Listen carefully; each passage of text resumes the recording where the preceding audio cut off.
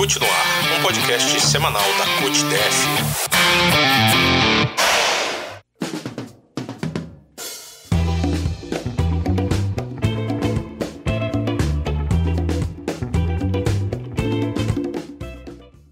Olá, ouvintes. Aqui quem fala é Rodrigo Rodrigues, professor de História da Secretaria de Educação e presidente da CUT-DF. Estamos de volta com mais um CUT no Ar, o podcast que traz uma visão crítica de temas e fatos da última semana e que interessam a classe trabalhadora.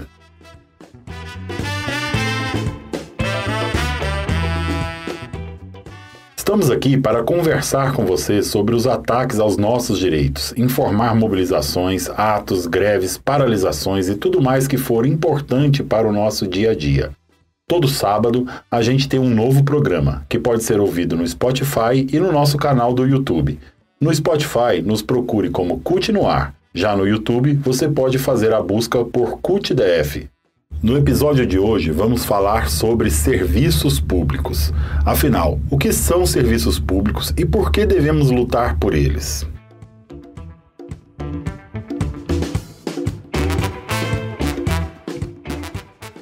Bom, a ideia do que vem a ser serviço público não pode ser taxativa. Ela pode variar no tempo e no espaço. Após a Revolução Industrial, por exemplo, a oferta de linhas férreas, telefones, telégrafos passou a ser uma necessidade da sociedade.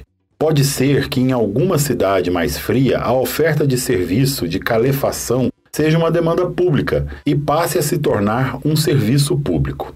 De forma geral, o que a gente tem que ter em mente é que serviços públicos são atividades garantidas pelo governo ou empresas públicas, com o objetivo de dar condições dignas de vida para toda a sociedade. Vamos para os exemplos? Coleta de lixo, iluminação da cidade, saneamento básico, pavimentação de ruas, postos de saúde, hospitais públicos, creches, escolas, bibliotecas públicas, praças e parques, segurança pública, acesso ao sistema judiciário, e vários outros serviços como esses são serviços públicos. E a quem eles interessam?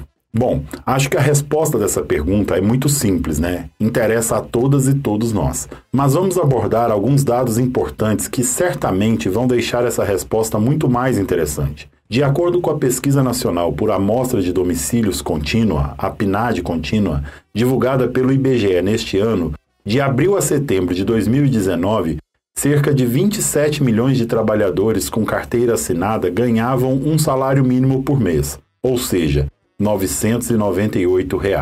Também recebiam até um salário mínimo por mês quase 21 milhões de trabalhadores informais, ou seja, aqueles que não têm carteira de trabalho assinada ou qualquer outra documentação equivalente. Importante lembrar que esse grupo também não tem férias, 13º, hora extra, nada. Ainda segundo a PNAD, no terceiro semestre de 2019, 1 a cada 4 pessoas viviam com menos de R$ 420 por mês, um total de 52 milhões de pessoas abaixo da linha da pobreza, mais de 38 milhões delas negras ou não brancas. E aí, o próximo raciocínio seria: quantos de nós, brasileiros, poderíamos pagar por serviços como saúde quando os planos mais baratos oferecidos giram em torno de R$ 1.400 para uma pessoa de 60 anos? Aliás, se a gente for considerar alimentação, conta de luz, conta de água, gás e uma série de outras questões, nem se o plano de saúde custasse R$ 20 daria para pagar. Aí a gente faz a seguinte reflexão: se não fosse a prestação da saúde pública, mesmo cheia de falhas como é aqui no Brasil, milhões de pessoas não teriam para onde correr quando estivessem doentes, quando sofressem acidentes, quando precisassem tomar uma vacina. Se não fosse a garantia dos serviços públicos, a saúde seria apenas um privilégio de poucos, ou seja, você pode ter o direito à vida desde que tenha dinheiro suficiente para pagar por isso. A mesma lógica pode ser aplicada para a educação. Como se pode garantir igualdade de oportunidades e enfrentar desigualdades se o acesso à educação não for um direito público? Sobre isso, nós conversamos com Fátima Silva, que é a secretária-geral da CNTE, a Confederação Nacional dos Trabalhadores em Educação. A conversa aconteceu durante o seminário organizado pela Frente Parlamentar Mista em Defesa do Serviço Público. Vamos ouvir o papo? Fátima, a educação é um dos principais serviços públicos prestados à população, se não o principal, não é isso? Ela é a principal política pública prestada pelo Estado e pelos seus entes federados. A educação, as escolas, elas estão nas comunidades indígenas, nas comunidades quilombolas, elas estão nas zonas rurais, elas estão nos centros urbanos, tanto na zona periférica quanto mais nas zonas centrais dos grandes centros da cidade. Ela é uma política pública essencial e ela é uma política pública republicana, porque ela tem que chegar em todas as camadas da sociedade. E é uma política pública qual o Estado brasileiro tem uma grande dívida com a sociedade. Nos anos 70, nós tínhamos a grande dificuldade de ter escolas no Brasil, escolas públicas. E tem um reflexo hoje de nós termos um grande número da população analfabeta. Então, o Estado brasileiro tem uma dívida com essa população. E nós também temos uma distorção de série. Nós temos mais de 40 milhões de jovens que não concluíram o ensino médio. E nós temos uma população imensa que tem uma distorção da sua idade em relação à série. Então, é uma política pública que chega em todos os lugares, mas também é uma política de Estado que o governo, o Estado, deve muito para o conjunto da sua população. E o que representa todos esses ataques que a educação vem sofrendo? Representa o Estado brasileiro legitimar essa desigualdade. É dizer que a educação é um direito de poucos. Também nesse processo está uma privatização e uma mercantilização. Então tem sempre uma descredibilidade na educação pública, né? Ou seja, as universidades públicas brasileiras são as melhores, não só do Brasil, mas do continente, e também todos os rankings mundiais, sempre as universidades públicas aparecem como universidades de excelência.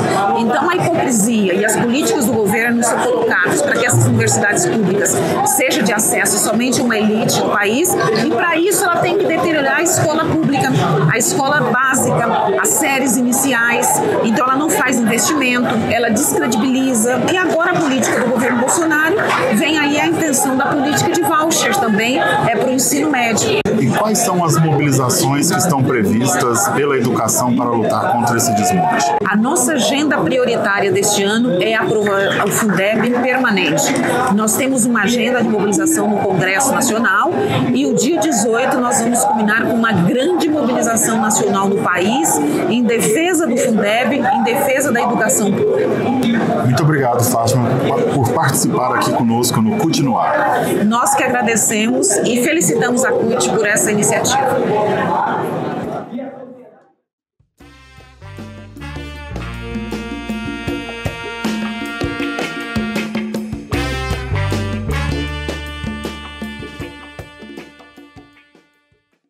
A prestação de serviço público, ao contrário do que muita gente pensa, não é feita apenas por órgãos públicos, ou seja, ministério, prefeituras, tribunais. As empresas estatais são determinantes para a prestação desses serviços. Você já deve ter ouvido falar na Petrobras, na Caixa, nos Correios. Pois é, todas elas são empresas públicas ou empresas estatais que garantem serviços essenciais à população. Atualmente, o Brasil tem um pouco mais de 130 empresas estatais federais. Se for contabilizar as empresas que pertencem a estados ou municípios, esse total passa de 400. E embora essas empresas sejam determinantes para as nossas vidas, a política de Bolsonaro tem como uma das principais frentes a privatização, ou seja, a venda de todas essas empresas. Mas hoje nós não vamos falar sobre isso. O que eu quero conversar com você que está aí me ouvindo é sobre como uma empresa estatal interfere na minha vida, na sua vida, na vida de todos nós. Bom, do ponto de vista econômico, as empresas estatais são determinantes para conduzir as estratégias de desenvolvimento econômico e social de um país. Para se ter uma ideia, só no primeiro trimestre de 2019, as estatais federais geraram um lucro de mais de 24 bilhões de reais. Esse dinheiro todo pode ser reinvestido nas próprias empresas ou mesmo aplicado em outras áreas dos serviços públicos. Normalmente, essas empresas estatais são muito rentáveis e quando são vendidas, pouco tempo depois, o valor do preço de compra é totalmente coberto pelo seu lucro. Foi o caso da Vale do Rio Doce. Ela foi vendida pelo governo Fernando Henrique Cardoso nos anos 90 por 5 bilhões de reais. Outras questões essenciais para a vida das pessoas também são diretamente atingidas. Uma possível privatização total da Petrobras, por exemplo, pode deixar o preço do gás de cozinha e da gasolina ainda maiores. Isso sem falar nos outros produtos feitos por essa estatal. Aliás, recentemente, a presidência da Petrobras anunciou o fechamento da fábrica de fertilizantes nitrogenados, a Fafem, de Araucária, no Paraná. Junto com o fechamento dessa fábrica, foi anunciado também a demissão de mais de 1.000 trabalhadores. Acontece que a Fafem, que é a única empresa dessa espécie no Brasil, não produz apenas fertilizantes. A fábrica da Petrobras produz também ureia, enxofre, gás carbônico e metanol. Esses produtos são utilizados na indústria farmacêutica, na indústria química, em cosméticos, para a ração animal e até mesmo para reduzir a emissão de poluentes. Com o fechamento dessa subsidiária da Petrobras, todos esses setores ficarão reféns do mercado internacional.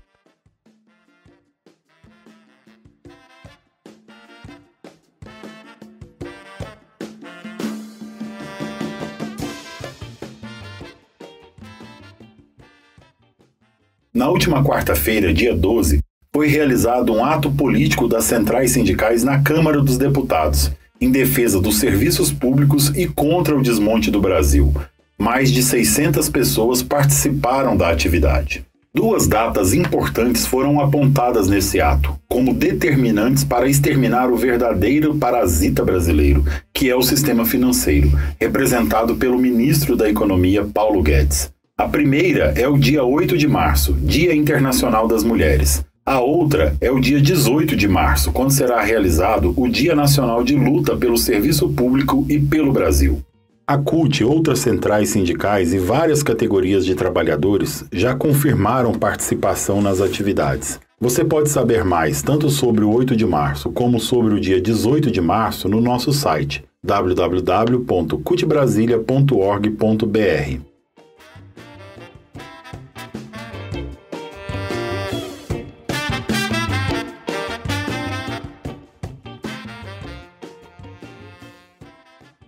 A gente encerra por aqui mais um episódio do nosso podcast semanal CUT no Ar. Você pode saber mais sobre esse e outros assuntos nos nossos canais de comunicação. Sugestões, críticas, elogios, recados, reclamações, envie para o nosso direct no Instagram. A gente está lá com o perfil CUT Brasília. Ou então, mande um e-mail para a gente no endereço cutnoar@cutbrasilia.org.br. E não deixe de entrar também no nosso site www.cutbrasilia.org.br e nas nossas redes sociais. A gente agradece demais a sua escuta. No sábado que vem nos encontramos novamente. Até lá!